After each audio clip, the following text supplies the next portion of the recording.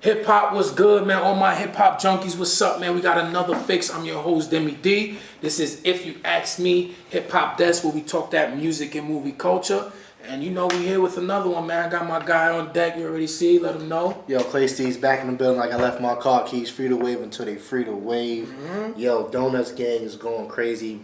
The bakery's going crazy. Look for us on IG. Donuts NYC, Bakery NYC. What up? I got my guy. You know, let him know, man. Let him flex on him real quick. What up, what up? Super producer, Grammy-nominated, multi-platinum producer, Music Maestro. I'll let your boy know. You already know, man. Yeah. So look, what man. You got me into, man? Listen, man. Listen, your perspective is perfect for y'all too. Especially y'all too, because you got a good perspective. You know your music, you produce for people. I want to get into, man, how some artists just don't understand the importance of making a song. They just want to bar up to death, rap you to death, rap you to sleep. And I just want to talk about, man, some artists that y'all feel like really make good music. Nori. Nori can make some good music. Well, I don't know if I can. No. It's not the best lyricist. I didn't like that second album, though. Me neither. But he's not the best lyricist, but he know how to make a song. Missy. Oh, now she's next Missy. level. She's next level. She's next level. Not the best rapper, but she can make a song. She definitely understands the importance. Right. and that's the thing, understanding the importance of making a song, because you can bar somebody to death, but after a while that gets boring. If there's nothing I could sing along, like when I go to the club or when I hang out and Benjamins come on, and that should be like, wanna rumble with the beat, huh? It's the whole fucking spot. Throw ahead. They going crazy. Like, yo, everybody had coming to the Benjamins. Everybody has a recitable part. What you want to do? Want to be bald? I'm surely trying to cop those colossal size.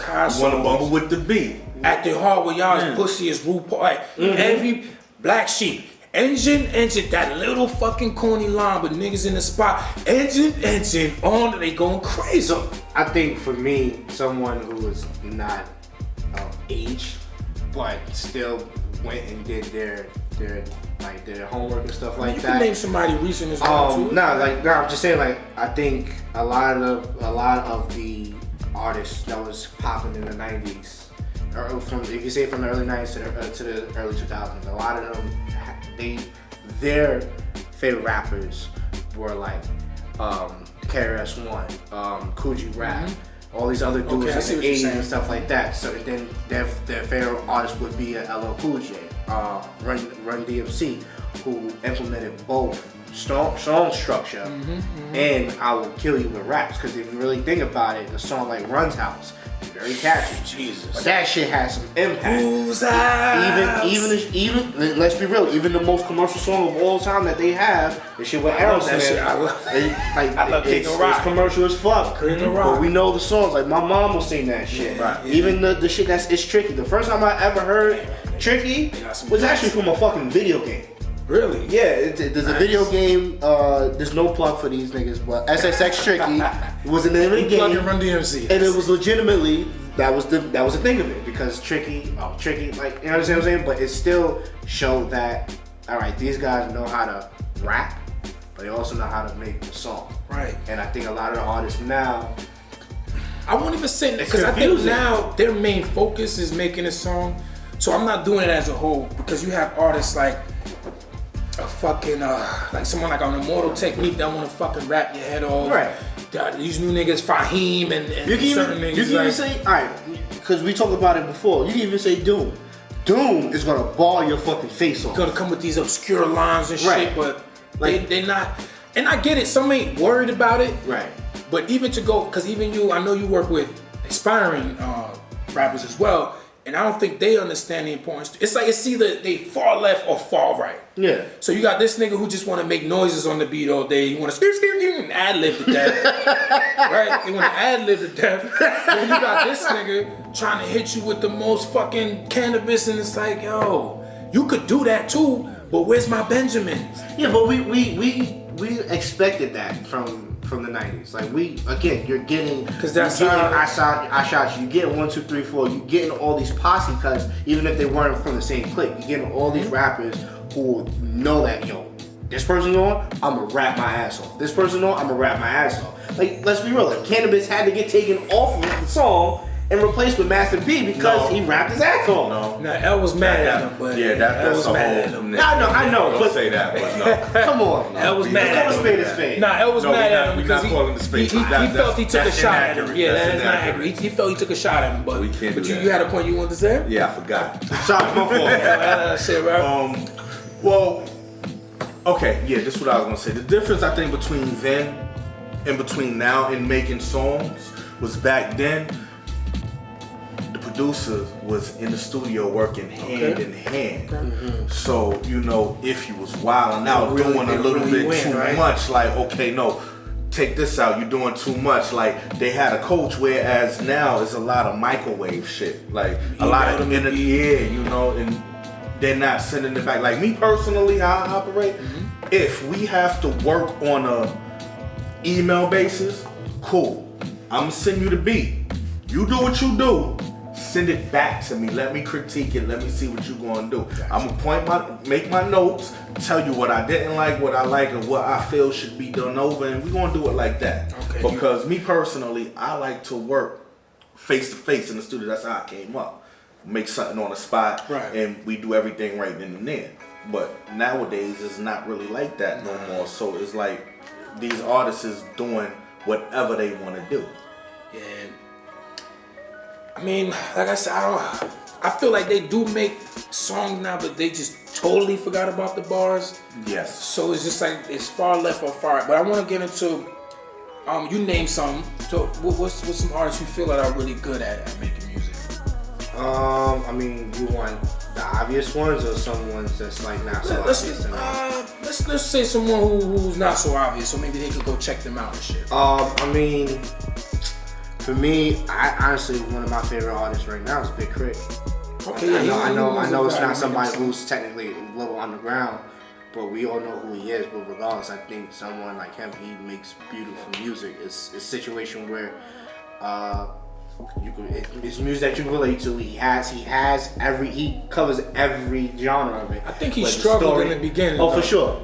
But with making, especially with him going to Def Jam and something. Yeah, making music that everyone can gravitate to, or so here's the thing. Easier to digest. We're talking about somebody who is from Mississippi, who Atlanta is like a second home to him, and the South is home for him and all that.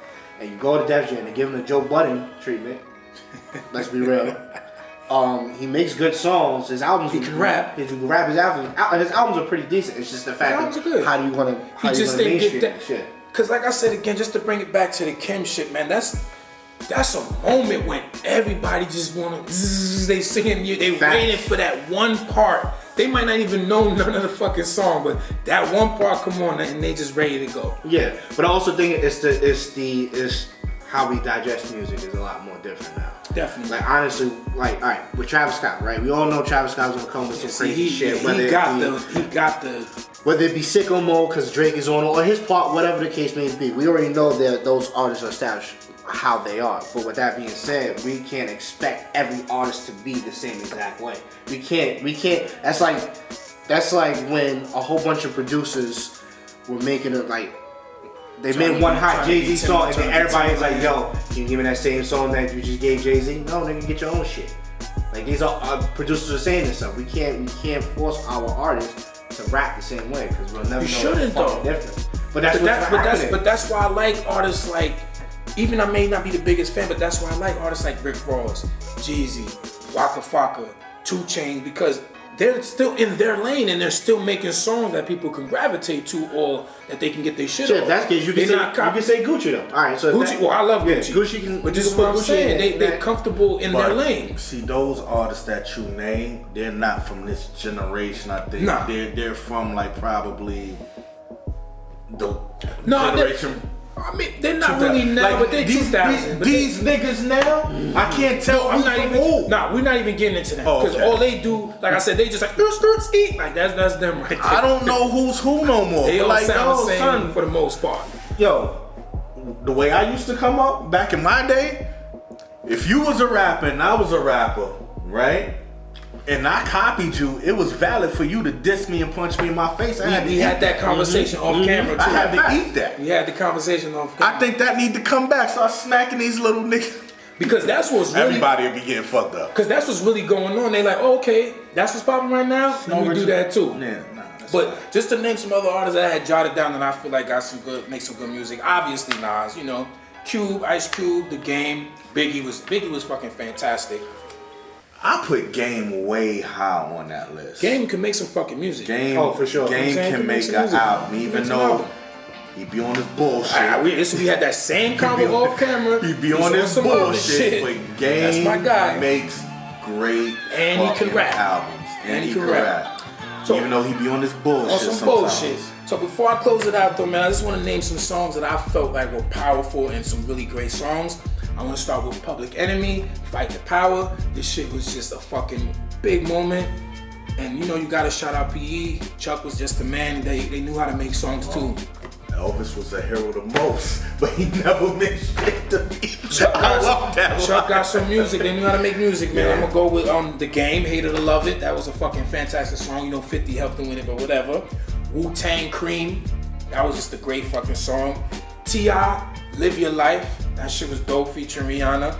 And just to end it out, I know everybody hates him at the moment, but Kanye, Crack Music and Jesus Walks was some pretty good music, man. You even throw Slow Jams in there too. Slow Jams was dope. Shout out to Twista, very underrated artist. Very. But you know, I want to shout out my guest again, man, Clay Steez, Music Maestro. This is If You Ask Me. Tune in, man. Hit that red button, subscribe, share, man, comment. You already.